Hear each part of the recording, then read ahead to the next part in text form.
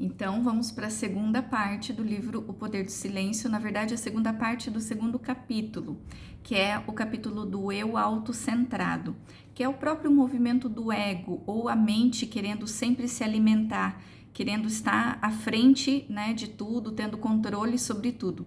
A introdução desse capítulo está aqui no vídeo anterior, se você não assistiu, vale a pena assistir.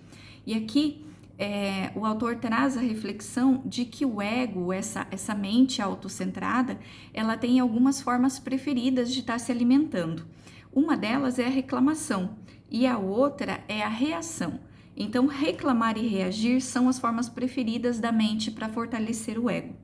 Para muitas pessoas, grande parte da atividade mental e emocional consiste em reclamar e em reagir contra isso ou contra aquilo. Procuram fazer com que os outros ou as coisas estejam erradas e só elas estejam certas. Estando certas, elas se sentem superiores e assim fortalecem o seu ego. No entanto, essas pessoas estão apenas fortalecendo a ilusão do ego. Por que a ilusão? Porque o ego é ilusório, ele não é essencial. Sabe aquela frase que diz que é muito melhor estar em paz do que estar certo? Então, o estar em paz é a consciência, o estar certo é o movimento do ego, é essa necessidade de estar sob controle. Então, quando a gente estabelece esses movimentos de reclamação, de reação, que é a própria forma de buscar estar certo, nós estamos fortalecendo a mente. Então, é um hábito muito comum de quem vive num processo instintivo, né? Instintivo não, na verdade, automático, da movimentação do ego ou da mente racional, sem, no entanto, poder refletir. Então, por que a gente busca estar certo? Aquela necessidade de estar sempre com a razão, de ter a última palavra, de não sair por baixo de nada. Porque o ego não gosta de se sentir ferido. Então, o meu movimento egóico, o nosso movimento egóico, ele não gosta de estar por baixo. Então, isso é interessante porque a gente pode perceber qual é o nosso nível egóico. O quanto a gente está sempre questionando, o quanto a gente está sempre criticando, o quanto a gente está punindo, apontando o dedo para as coisas, né? E o quanto a gente tem essa necessidade de estar com a razão. Mesmo, não é uma questão de certo ou errado, porque muitas vezes a gente está com a razão, muitas vezes não. É aquela questão do ponto de vista que eu sempre coloco nas reflexões.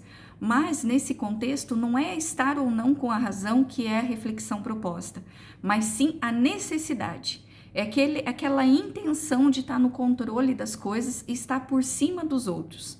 Então, a reflexão aqui continua quando ele fala que o ego precisa estar em conflito com alguém ou com alguma coisa. Isso explica porque, apesar de você querer a paz e a alegria e o amor, não consegue suportar a paz, a alegria e o amor por muito tempo. Você diz que quer ser feliz, mas está viciado em infelicidade. Isso é tão óbvio no nosso comportamento que a gente só não enxerga se não quiser. Nós estamos viciados em conflito e em infelicidade. A gente só fala coisas negativas, a gente foca no que é ruim, a gente tem muita dificuldade em... Alguém atrasou 5 minutos, qual é o primeiro pensamento que vem? Com certeza é negativo. E não de que encontrou alguém conhecido, está conversando, super feliz, não. Nós temos a tendência negativa muito forte. Isso é muito habitual.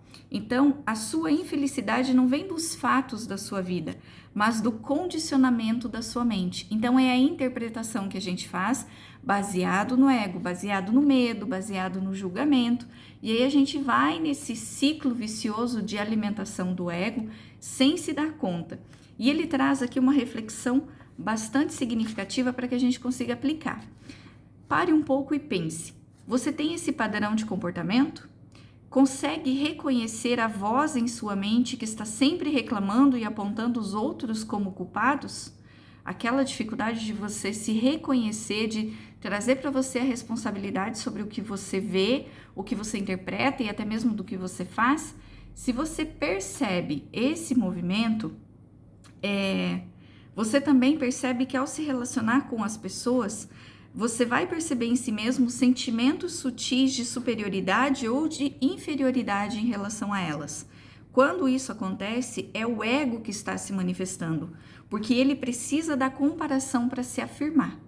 todo o nosso movimento de inferioridade ou de superioridade, quando a gente critica alguém ou observa um comportamento que, em nível comparativo, é inferior da outra pessoa, nós estamos manifestando as nossas tendências egóicas. Não é uma reflexão consciencial.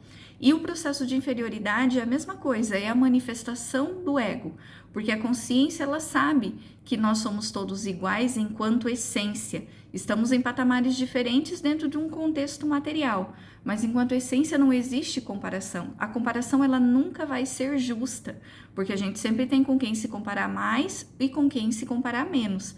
Então, a proposta que ele faz aqui, dentro disso, para poder levar para a vida, é observar o quanto a gente ainda está nesse movimento de julgamento, seja do que for, de qualquer circunstância, essa análise baseada numa verdade que às vezes carrega alguns sentimentos negativos.